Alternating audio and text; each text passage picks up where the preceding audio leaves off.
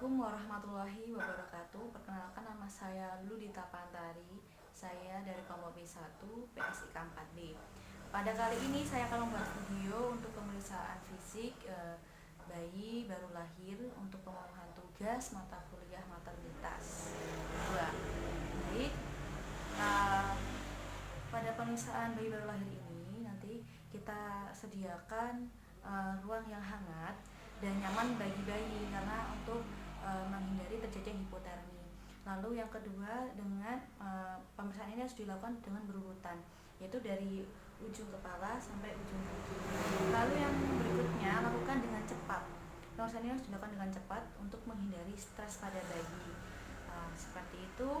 Lalu yang terpenting adalah selalu memberikan kenyamanan pada bayi. Nah, apa saja yang dikaji dalam pemeriksaan bayi baru lahir ini akan saya jelaskan lebih mendetailnya.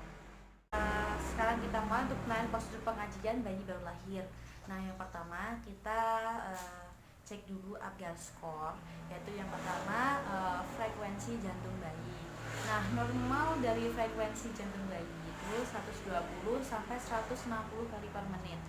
Lalu yang berikutnya yaitu kita kaji usaha bernafas dan juga tonus otot. Nah, bayi itu jika lahir itu normalnya menangis.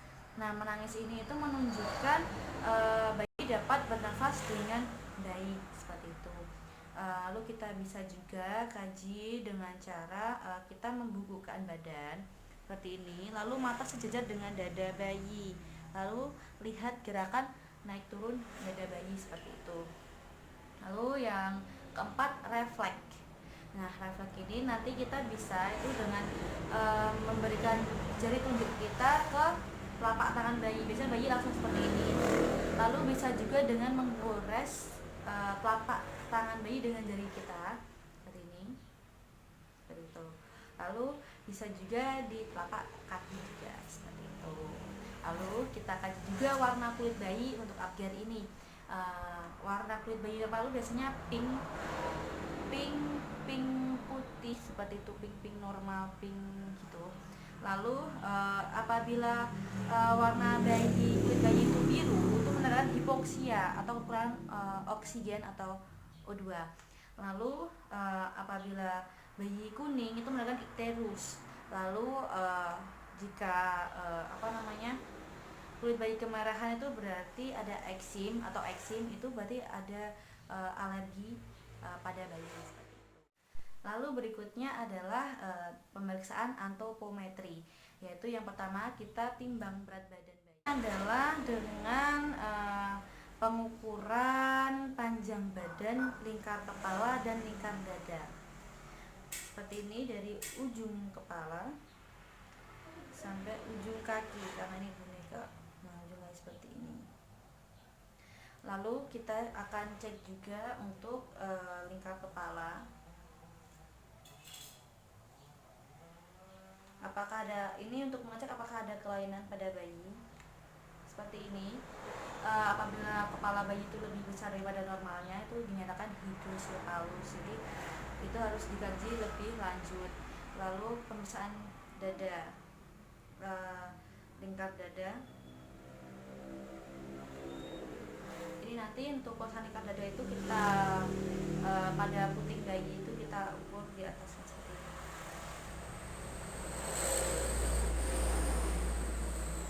Nah, seperti itu. Ya, dan selanjutnya kita akan melakukan pemeriksaan pada bagian kepala bayi. Nah, apa saja yang dikaji, yaitu yang pertama itu jumlah dan warna rambut. Nah, apabila ada kebotakan itu atau alopecia seperti itu, lalu warna normal rambut bayi itu hitam dan halus. Lalu yang kedua adalah lanugo pada daerah bahu dan punggung bayi. Nah, lanugo itu adalah rambut-rambut halus pada bayi itu, biasanya kayak rambut putih seperti ini.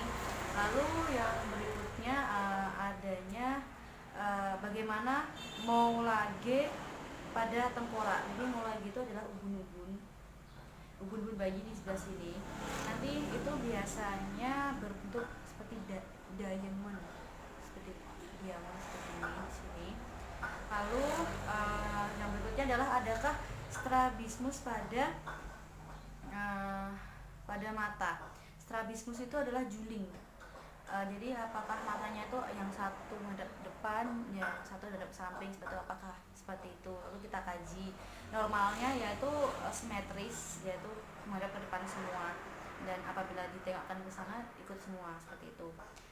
Lalu bagaimana sensitivitas mata terhadap cahaya? Yaitu nanti biasanya dengan kayak seperti ini, lampu seperti ini.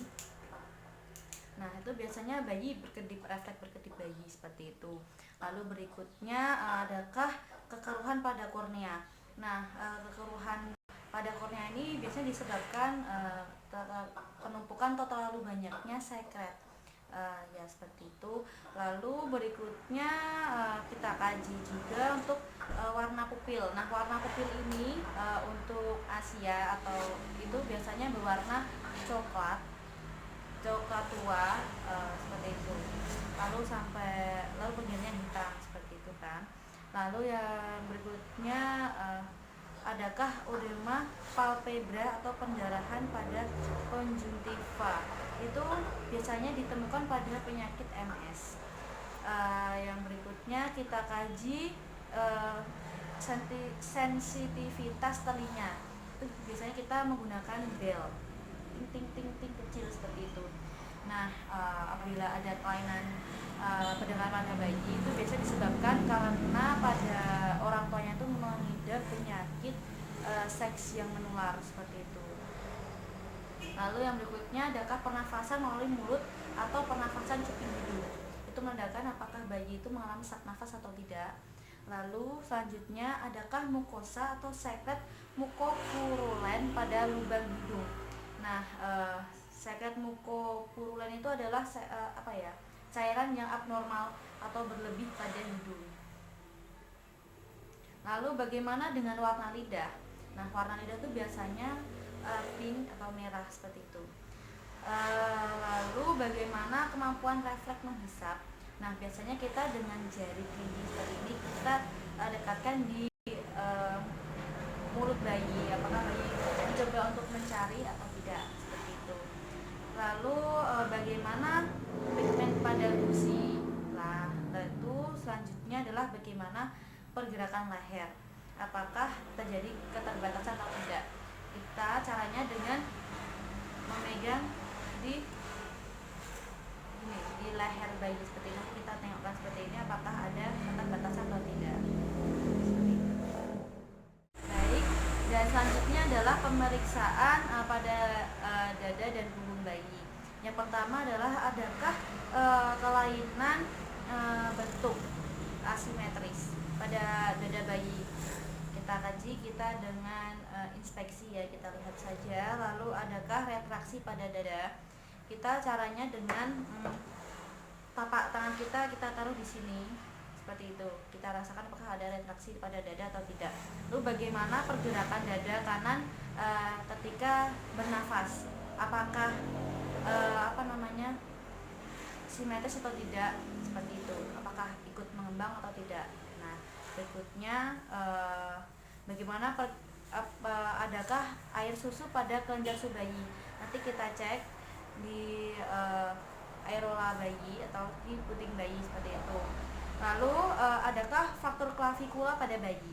Nah, untuk mengetahuinya nanti misalnya kita seperti ini. Lalu kita cek apakah ada fraktur atau tidak. Tapi lakukan dengan lembut untuk menghindari cedera lebih parah seperti itu. Lalu berapa frekuensi denyut jantung per menit?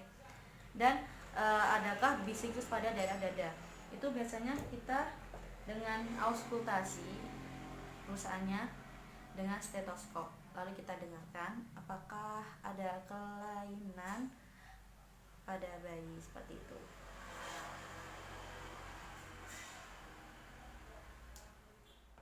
Baik, pada selanjutnya adalah pemeriksaan untuk tulang belakang. Nah, pada pemeriksaan ini itu usahakan bayi itu terlungkup. Kita telungkupkan seperti ini. Lalu kita raba sepanjang tulang belakang, apakah tulang belakang utuh seperti itu, tidak ada bukaan, massa atau tidak melengkung. Kita kaji apakah tulang punggung bayi itu melengkung, mungkin ada skoliosis atau ya skoliosis seperti itu, mungkin belok seperti ini atau bagaimana, seperti itu kita kaji. Ya, untuk berikutnya adalah pemeriksaan ekstremitas. Nah, ekstremitas ini nanti kita kaji untuk apakah terjadi kelemahan atau kelumpuhan pada bayi, lalu apakah ada kita inspeksi juga pada jajarnya apakah ada kelainan, mungkin pertambahan jari atau jari yang menjadi satu seperti ini, seperti itu. Lalu berikutnya adalah pemeriksaan genitalia. Nah, pada bayi perempuan itu kita inspeksi untuk labia minora dan labia majoranya. Apakah lubang vagina dan lubang uretra terpisah atau tidak. Lalu apakah terdapat sekret pada vagina bayi, seperti itu. Lalu berikutnya pada bayi laki-laki kita lihat inspeksi apakah terdapat fimosis atau tidak.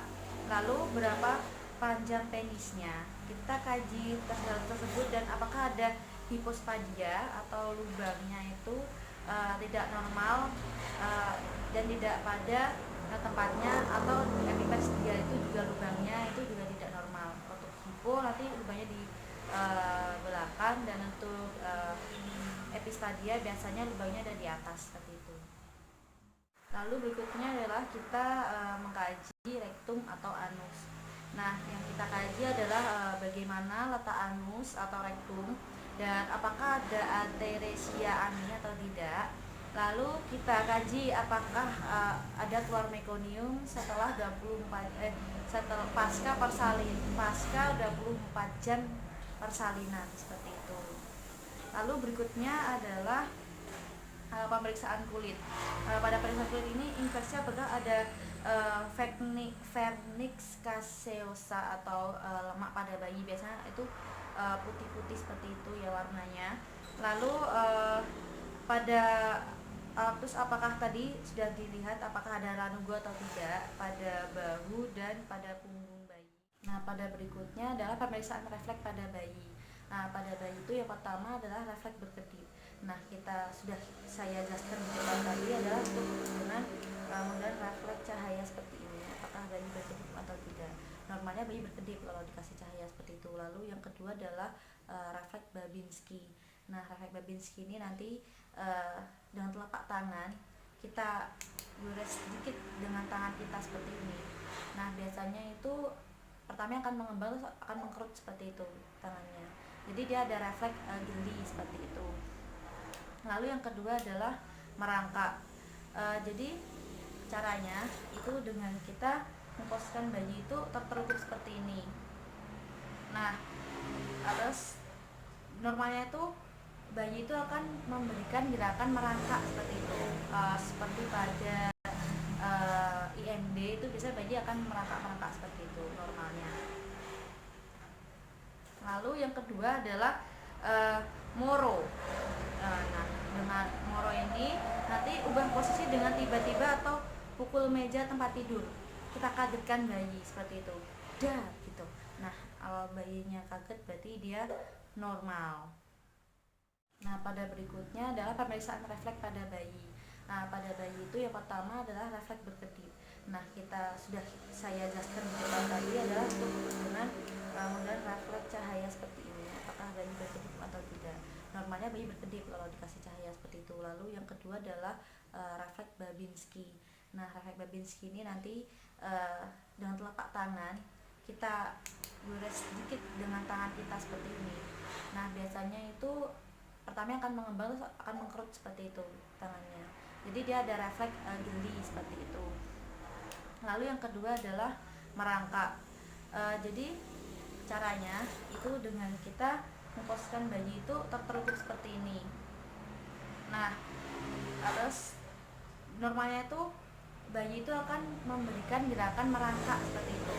Seperti pada IMD itu biasanya bayi akan merangkak seperti itu normalnya. Itu adalah berikutnya moro. Nah, moro ini nanti kita ubah posisi bayi. Lalu kita kagetkan dengan memukul meja atau lainnya. Nah, normalnya itu nanti biasanya bayi akan kaget, lalu biasanya akan melempar kepala ke belakang atau gini, kaget gitu kayak orang biasanya. Itu normal. Nah, tidak normal itu apabila bayi tidak ada refleks kaget, dan juga apalagi di umur lebih dari 4 bulan tapi dia tidak ada refleks kaget, itu abnormal seperti itu. Nah, yang lalu berikutnya ada pemeriksaan palmar Krebs untuk pada refleks atau menggenggam. Nah, itu nanti caranya dengan kita memberikan tunjuk jari kita ke telapak tangan bayi. Biasanya bayi seperti ini, dia akan menggenggam seperti itu. Lalu itu normal ya. Lalu untuk berikutnya adalah routing. Refleks routing, yaitu nanti biasanya kita dengan memberikan di pipi bayi ini, di dekat mulut bayi seperti itu, dari pinggirnya. Biasanya nanti bayi mencari seperti itu, dia akan menolehkan seperti itu normalnya. Lalu yang berikutnya adalah startle, yaitu seperti moro, yaitu dikagetkan seperti itu ya. Kita bertepuk tangan dengan keras. Nah, biasanya bayi kan dikagetkan seperti itu. Lalu yang terakhir adalah kita kaji untuk refleks menghisapnya. Nah, untuk refleks menghisap ini nanti kita berikan dot pada bayi. Nah, biasanya bayi itu yang normal menghisap dengan kuat seperti itu. Ya, mungkin sekian dari penjelasan saya. Apabila ada kurangnya saya mohon maaf. Wassalamualaikum warahmatullahi wabarakatuh.